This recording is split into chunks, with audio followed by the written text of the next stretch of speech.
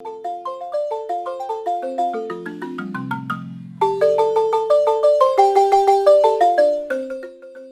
Mali s'est doté en 2015 d'une politique nationale des transports, des infrastructures de transport et du désenclavement. La vision de ce document est de faire du désenclavement intérieur-extérieur du Mali le moteur d'une croissance forte et durable pour un développement socio-économique et culturel du pays au bénéfice des populations. Cette ambition s'inscrit en droite ligne de la vision du président de la République, son Excellence M. Ibrahim Boubacar Keïta, qui est de fait de l'enclavement du Mali son plus grand atout. Le projet d'amélioration de l'accessibilité rurale se veut ainsi la concrétisation de cette volonté politique des plus hautes autorités du Mali avec l'accompagnement de la Banque mondiale.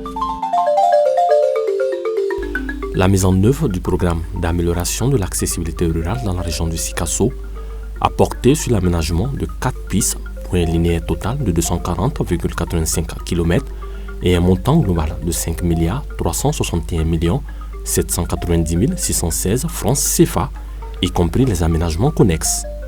Comme à Koulikoro, le même principe des aménagements connexes en plus des pistes rurales a été respecté.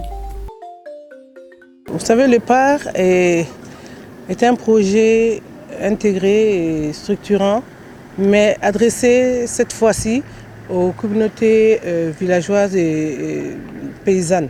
Il se trouve que les populations qui sont dans nos villages ont extrêmement besoin, un besoin énorme de routes pour écouler leurs produits. Or, vous savez, sans produits, qu'est-ce que nous devenons tous ? Donc nous avons dans les champs, nous avons plein de productions de tout genre, de très bonne qualité, mais malheureusement qui pourrissent dans les champs parce que deux choses. Ou eux-mêmes les paysans n'arrivent pas à les amener au marché, ou les transporteurs, les acheteurs n'arrivent pas à venir à la source pour venir à cause d'un problème de route. Ces paysans n'ont pas besoin de bitume, ils ont besoin d'une route cyclable. Pour cette première phase dans la région du Kénédougou, les interventions ont porté sur les pistes d'Ebela, Songuela, Baramana sur 19,59 km, Konségela, Konina, Fleuve Glo dans le cercle de Koutiala sur 97,60 km, Tabarako, Doumanaba, Foncé-Bougou, Sibirifina sur 39,20 km et enfin Sibirifina, Doumanani, Ntchobougou, Blendjo, Niena et Bretel Blendjo, Kounyan sur 84,46 km. Et donc ces pistes rurales-là, on doit les traiter sur la base de la méthode de traitement des points critiques. Ça veut dire qu'il faut rendre les pistes cyclables à minimum 40 km à l'heure en toute saison pour que nos populations puissent vaquer à leurs préoccupations, pour qu'on puisse surtout faire sortir le surplus de production des lieux de production vers les lieux de consommation et de commercialisation. Madame Traoré Seynab Diop, ministre des Infrastructures et de l'Équipement, a visité le 28 février dernier les travaux du tronçon Niena, Blendjo, Kessena, Doumanani, Zibangolola, long de 58 km. En plus de ce projet, ce n'est pas seulement la piste qui va être améliorée. La piste sera améliorée, les gens pourront circuler, mais aussi dans chacune des étapes que nous avons eu à faire, dans chacun des villages, il y aura un aménagement qu'ils auront eux-mêmes demandé. Cet aménagement sera l'aménagement qui les préoccupe le plus. Soit un CESCOM, une clôture, quelques classes, quelque chose, un forage, quelque chose dont ils ont le besoin le plus pressant aujourd'hui. Nous allons donc faire face aussi à cette demande, ce qui fait qu'ils sont contents d'avoir eu et la route et quelque chose qui va leur permettre de mieux vivre. Les bénéficiaires, au-delà de la piste qui change considérablement leur vie, se réjouissent surtout de la valeur ajoutée en termes socio-économiques du projet. Avant la réalisation de cette piste, notre commune était catastrophiquement enclavée. Mais avec l'arrivée de cette route, Dieu merci, aujourd'hui, on circule à l'aise. Vous savez que je ne suis pas né dans la commune, au siège même de la commune. Donc mon village est à côté. Mais chaque matin, je fais 12 km. Mais sur les 12 km, je pouvais mettre banalement 40 minutes. Mais aujourd'hui, j'ai même 20 minutes. Donc c'est pour vous dire que cette piste a été très salutaire pour moi, et pour ma commune, et pour tous les Mali. quand la route est bien faite, les évacuations agricoles sont faciles. L'évacuation aussi des malades, même si vous parlez des référés, tout cela devient très facile. On vient de parcourir la route ensemble, hein. Vous savez que vraiment le déplacement est facile. Mais avant aujourd'hui, là, si jamais vous étiez venu au mois d'août, là, je vous allais dire que jamais vous ne viendrez ici encore. Pour pérenniser les acquis de ce projet structurant, des brigades villageoises ont été créées, leurs membres ont été formés, ils devront désormais assurer l'entretien périodique. Avec le projet PAR, nous avons changé de concept. Nous avons créé des brigades des brigades villageoises qui vont s'occuper des tronçons de routes, enfin de pistes qui sont à leur niveau. Au moindre petit problème sur la route, ces brigades de jeunes qui ont été formés seront là pour parer au plus pressé. Et maintenant, dans quelques années, on fera une grande réparation. La piste est faite, la population est contente, la population arrive à circuler normalement sur la piste et la maintenance sera assurée en plus des aménagements connexes. Un autre temps fort de la visite ministérielle dans la région de Sikasso, la visite du tronçon Chobougou, Siola, Wola, Sanso. Les travaux de cette deuxième phase se poursuivent. Cette piste que je viens de voir aujourd'hui évolue correctement. L'entreprise fait du bon travail. Il lui reste 40% de travail à faire, mais un gros ouvrage. Un pont désenclavant qui vont commencer imminemment. Donc je pense que cette piste évolue bien.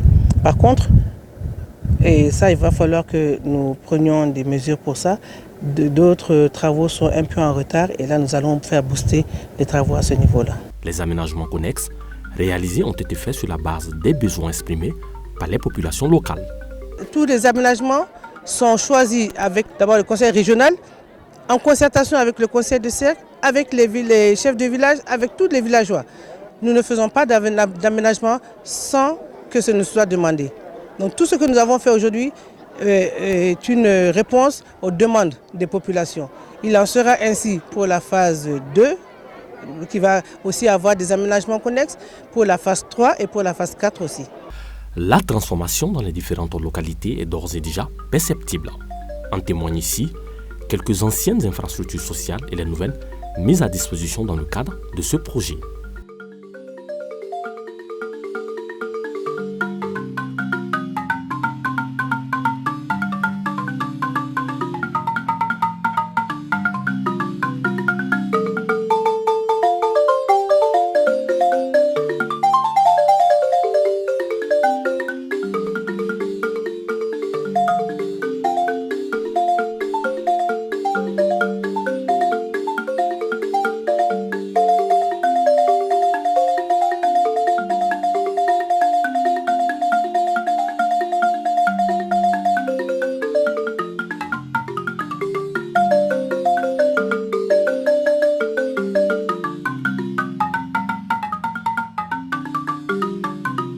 Aujourd'hui, Dieu merci, parce qu'avec la construction du nouveau centre là, nous pouvons hospitaliser plus de 10 malades. On a suffisamment les salles, non seulement la salle de soins, mais aussi la salle de consultation et encore la pharmacie aussi.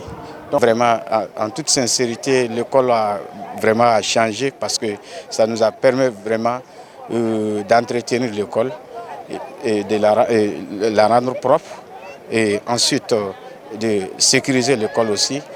Les enfants aussi sont sécurisés. On travaille maintenant vraiment dans la paix au sein de l'établissement. Dans l'ensemble, dans la région de Sikasso, 42 salles de classe ont été construites et équipées, ce qui favorisera le recrutement de 2500 nouveaux élèves.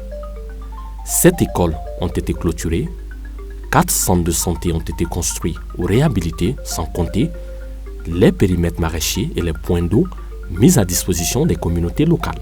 Et aujourd'hui, avec la visite de Madame le ministre, nous avons vu que toutes les attentes des populations ont été réalisées avec satisfaction.